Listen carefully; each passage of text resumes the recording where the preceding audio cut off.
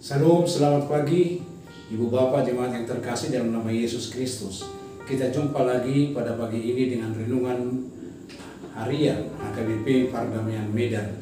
Sebelum kita memulai aktivitas kita hari ini, baiklah kita terlebih dahulu mendengarkan firman Tuhan. Kita berdoa. Tuhan Allah Bapa, terima kasih Bapa atas cinta kasih-Mu yang selalu setia menyertai, menghantarkan kami hingga pagi hari ini dalam keadaan sehat-sehat. Dan pada pagi ini sebelum kami memulai berbagai aktivitas kami, terlebih dahulu Bapa, kami mau mendengarkan firman-Mu yang menjadi santapan rohani untuk kami. Oleh karena itu ajarilah kami, berilah kami Roh Kudus-Mu agar kami dimampukan untuk mengerti dan menghayati firman-Mu. Di dalam nama Yesus Kristus kami berdoa dan mengucap syukur. Amin. Adapun firman Tuhan yang ditetapkan untuk kita pada hari ini, Jumat 1 Juli 2022, ditetapkan dari kitab 1 Petrus pasal 2 ayatnya yang pertama. Demikian firman Tuhan. Karena itu buanglah segala kejahatan, segala tipu muslihat, dan segala macam kemunafikan, kedengkian, dan fitnah. Demikian firman Tuhan. Saudaraku yang terkasih dalam nama Yesus Kristus, kitab 1 Petrus ditujukan bagi orang-orang yang hidup di perantauan dan yang berserak di berbagai tempat, dan mereka mengalami banyak hambatan, tantangan, serta menghadapi banyak yaitu suatu problema-problema kehidupan yang datang dari para orang-orang kafir yang dengan sengaja ingin menghempang perjalanan Injil, perjalanan misi Yesus Kristus di tengah-tengah hidup umat manusia. Sungguh banyak pergumulan hidup para mereka-mereka yang menamakan Kristen pada saat itu, dan karena gencarnya yaitu hambatan dan rintangan yang dialami mereka, maka ada beberapa orang yang menjadi putus asa dari mereka, yang walaupun masih lebih banyak yang tetap setia berjalan di jalan Tuhan. Nah, untuk itulah makanya diberikan firman ini untuk memberikan suatu kecerahan, memberikan suatu peneguhan bagi orang Kristen di dalam menghadapi berbagai tantangan dan rintangan yang terjadi saat itu. Dan adapun topik renungan kita di pagi ini berkata, Kristus telah membaharui hidup kita. Kristus telah membaharui hidup kita. Nas ini merupakan suatu kesaksian yang menuntut, membimbing, dan mengajari semua umat Kristen agar mensyukuri, agar berusaha untuk insaf dan sadar mengenal akan cinta kasih Allah melalui Kristus Yesus yang telah membaharui hidupnya melalui pengorbanan Yesus Kristus, melalui kematian Yesus Kristus di Bukit Golgota. Yesus Kristus membaharui hidup umat manusia, supaya manusia yang dulunya tidak berkomunikasi atau putus hubungan dengan Tuhan Allah kembali dipulihkan hubungan komunikasi manusia yang penuh dosa dengan Allah yang Maha Kudus. Nah, untuk itulah makanya Yesus Kristus telah membaharui hidup umat manusia, hidup umat Kristen. Nah, sebagai orang-orang yang telah dibaharui kehidupan umat Kristen, diharapkan ada 4 hal, yaitu dampak atau pengaruh daripada hidup baru yang telah diberikan oleh Tuhan di dalam hidup umat manusia. Ada diharapkan dampaknya mencakup 4 hal. Pertama-tama, tetaplah hidup di dalam Kristus. Kalau dikatakan tetaplah hidup di dalam Kristus, berarti diharapkan dari mereka yang telah ditebus, mereka yang telah diselamatkan, mereka yang telah dipulihkan dari kehidupan yang penuh kegelapan, menjadi memiliki kehidupan atau pengharapan yang cerah.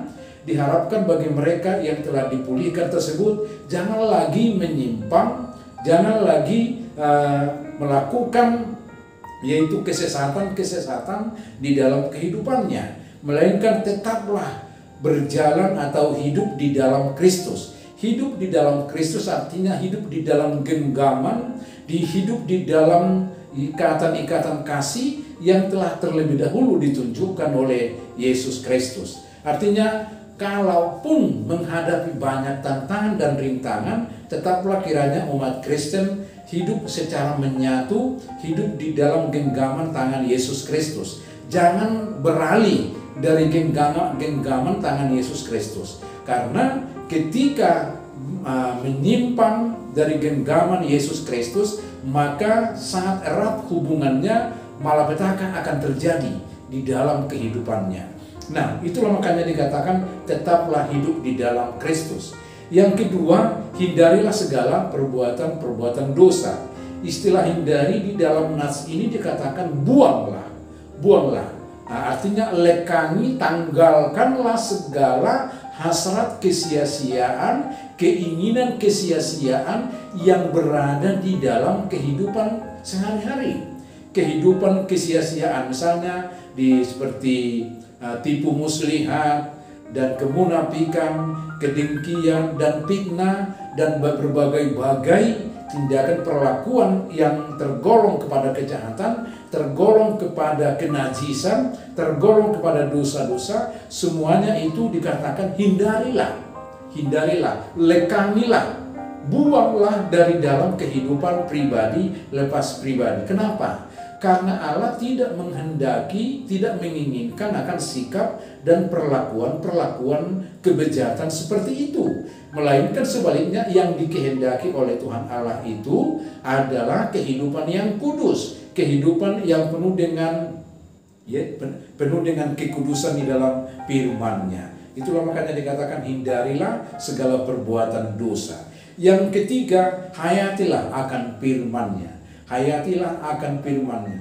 Firman Allah adalah firman yang kekal. Firman Allah digambarkan ibarat seperti susu. Susu yang dapat memberikan pertumbuhan, memberikan perkembangan di dalam jasmani, terutama di dalam iman percaya.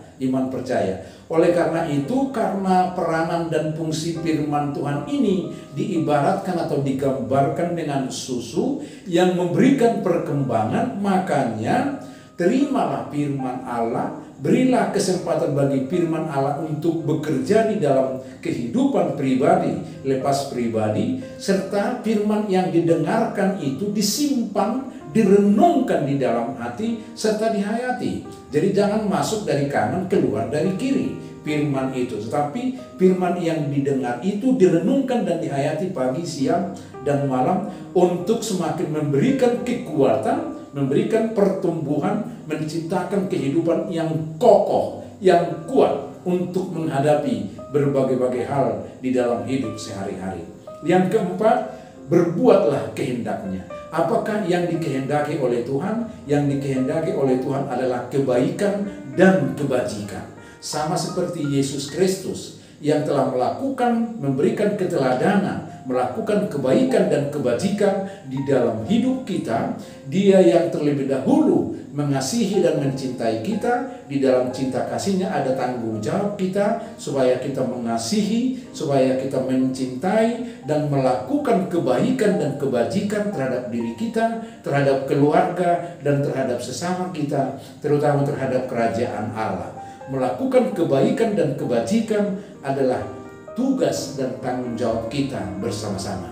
Marilah kita lakukan semuanya itu berdasar kepada iman percaya kita dan berpengharapan bahwa Tuhan akan semakin melimpahkan berkat-Nya bagi kita hingga di kemudian hari kelak. Tuhan Yesus memberkati kita sekalian. Amin. Mari kita berdoa. Ya Tuhan Allah Bapa kami di dalam Yesus Kristus, terima kasih Tuhan atas firman-Mu yang telah menyirami hidup kami, memberikan kami suluh, pelita, dan kekuatan. Berkati firman-Mu, biarlah firman-Mu itu tumbuh, berakar, dan berbuah di dalam hidup kami pribadi lepas pribadi. Dan di dalam berbagai aktivitas kami, ya Bapa, pada hari ini yang akan kami lakukan, biarlah semuanya kegiatan-kegiatan kami lakukan di dalam terang firman-Mu. Dan mampukan kami untuk melakukan berbagai kegiatan kami pada hari ini di dalam damai dan sukacita, Kuatkan iman percaya kami Bapa, agar kami mampu untuk melakukan kebaikan, agar kami mampu untuk mengalahkan segala godaan-godaan iblis di dalam kehidupan kami sehari-hari.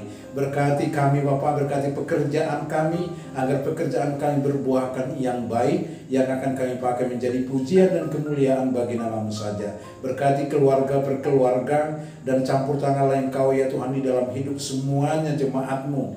Dan jauhkan dari segala sakit penyakit, dari segala kemiskinan, kemelaratan, dan kebodohan. Melainkan angkatlah harkat dan martabat kehidupan kami, umat Kristen khususnya, agar kami semakin mampu untuk bersinar, untuk bersaksi di dalam kehidupan kami sehari-hari. Berkati keluarga, berkati saudara-saudara kami yang dalam keadaan sakit, berilah kesembuhan bagi mereka, tumpangkan tangan-Mu atas tubuh mereka. Berkati obat, makanan, dan minuman yang diminum atau yang dikonsumsi oleh saudara-saudara kami yang sakit. Berkatilah tangan para medis yang menangani para orang-orang yang sakit. Demikian juga orang-orang yang berduka Engkau hibur, teguhkan, kuatkan iman percaya mereka. Yang bersuka cita, ajari mempergunakan sukacitanya, agar dipakai sukacitanya tersebut menjadi pujian dan kemuliaan bagi nama-Mu saja. Berkati gereja-Mu di dalam tugas dan tanggung jawabnya. Berkati bangsa dan negara kami, berkati pemerintah kami, ya Tuhan Allah Bapa kami.